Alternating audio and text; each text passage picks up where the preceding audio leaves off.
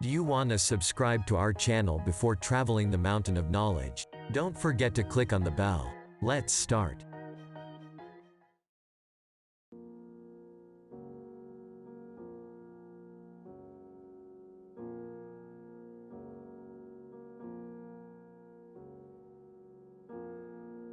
In fact, the First World War and the Second World War are siblings.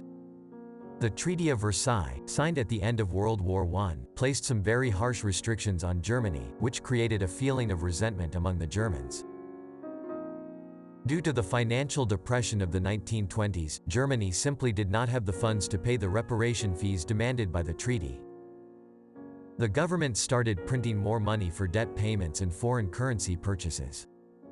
As the emission increased, the German mark was rapidly losing its value. Prices ran out of control. For example, a loaf of bread, which cost 250 marks in January 1923, had risen to 200,000 million marks in November 1923. Prices doubled every 3 to 4 days. By autumn 1923, it cost more to print a note than the note was worth. The money was so worthless that, as you can see in the pictures, it was used as a toy material or wall decoration.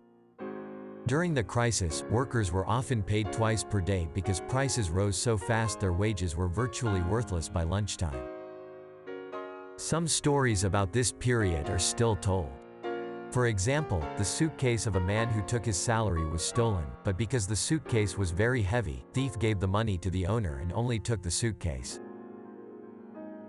In particular, political and economic instability in Germany, and lingering resentment over the harsh terms imposed by the Versailles Treaty, fueled the rise to power of Adolf Hitler and his Nazi party. Other countries were sympathetic and acted very lenient towards Germany, overlooking other clear violations of the treaty, such as a union with Austria. They also decided not to interfere when Hitler began to expand his army and, afraid of starting another war, did nothing when he claimed back former German land from Czechoslovakia. When they however realized that Hitler was setting his sights on Poland in his plight to expand his empire, this was the last straw. If you wish, let's take a brief look at the period before telling about the beginning of the war. During the interwar period, deep anger arose in Weimar Germany regarding the conditions of the 1919 Treaty of Versailles, which punished Germany for its role in the First World War with severe conditions and heavy financial reparations. This provoked strong currents of revanchism in German politics, with complaints primarily focused on the demilitarization of the Rhineland. Also, like these days, the 1930s were a decade in which democracy was in disrepute. Countries across the world turned to authoritarian regimes during the worldwide economic crisis of the Great Depression. In Germany, resentment and hatred of other countries was intensified by the instability of the German political system, as many activists rejected the legitimacy of the Weimar Republic. The most extreme political aspirant to emerge from this situation was Adolf Hitler, leader of the Nazi Party. The Nazis took totalitarian power in Germany beginning in 1933 and demanded the undoing of the Versailles Provisions.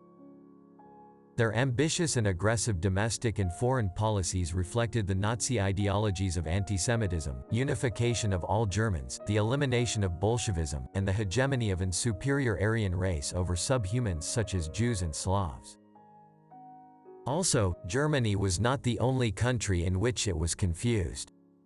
Other factors leading to the war included aggression by Fascist Italy against Ethiopia and Albania, and by Imperial Japan against much of East Asia, resulting in the invasion of Manchuria in 1931 and the gradual annexation of most of China. At first, these aggressive moves met with only feeble and ineffectual policies of appeasement from the other major world powers. The League of Nations, established after the First World War, proved helpless regarding China and Ethiopia. A decisive proximate event was the 1938 Munich Conference, which formally approved Germany's annexation of the Sudetenland from Czechoslovakia.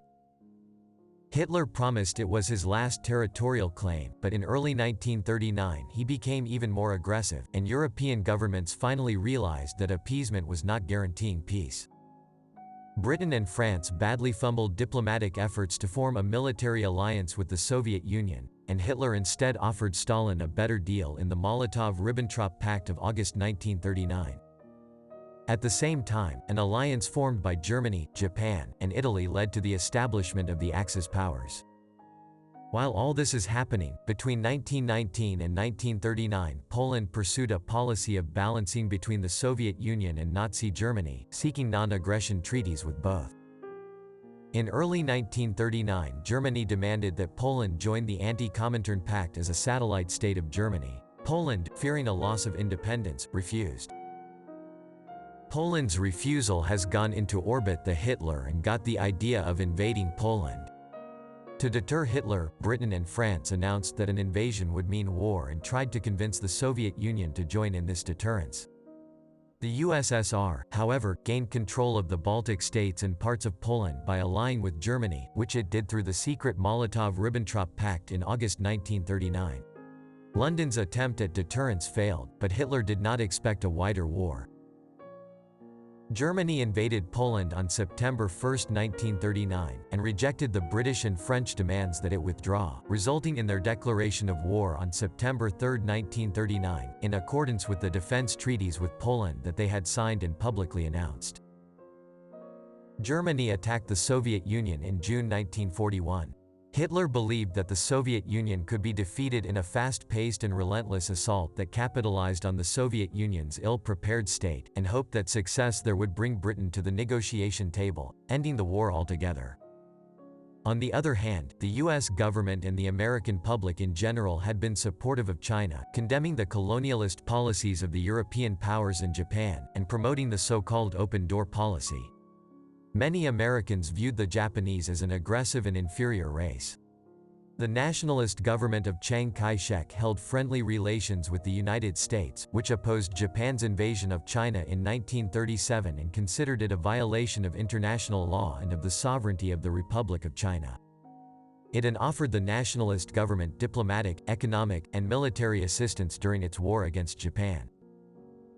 Diplomatic friction between the United States and Japan manifested itself in events like the Panay Incident and the Allison Incident in 1938.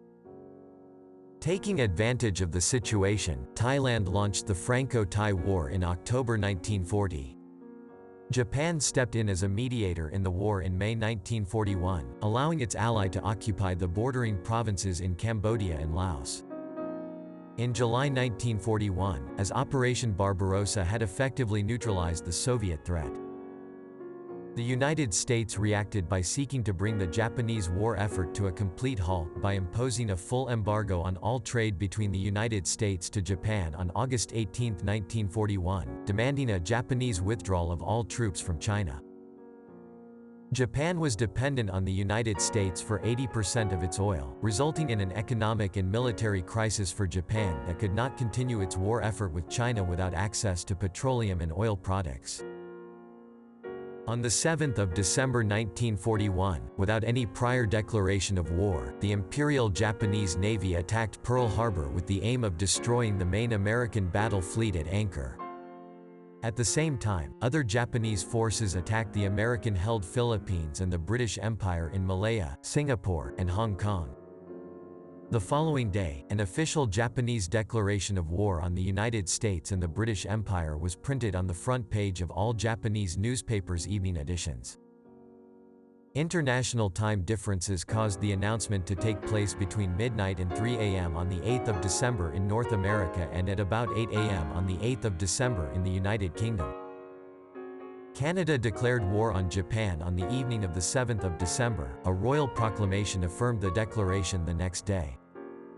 The United Kingdom declared war on Japan on the morning of the 8th of December and specifically identified the attacks on Malaya, Singapore, and Hong Kong as the cause but omitted any mention of Pearl Harbor. The United States declared war upon Japan on the afternoon of the 8th of December, some 9 hours after the United Kingdom, and identified only unprovoked acts of war against the government and the people of the United States of America as the cause. 4 days later, the U.S. was brought into the European War when on December 11, 1941, Nazi Germany and Fascist Italy declared war on the United States. Hitler chose to declare that the Tripartite Pact required Germany to follow Japan's declaration of war, although American destroyers escorting convoys and German U-boats had already been de facto at war in the Battle of the Atlantic. As a result, the wounds of the First World War, the economic crisis and the conflicts between countries started a new world war. We will represent the continuation of the Second World War in different documentaries. But we want to ask you something. Do you think the conditions are suitable for a new world war these days? We are waiting your comments. Our next video will be about the controversial President of the USA, Donald Trump. Will Donald Trump be able to give the hard exam? Stay tuned.